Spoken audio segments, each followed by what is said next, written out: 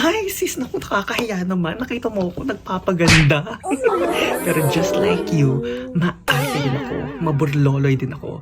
But let's just make sure na ginagampanan muna natin ang ating mga responsibilidad, di ba?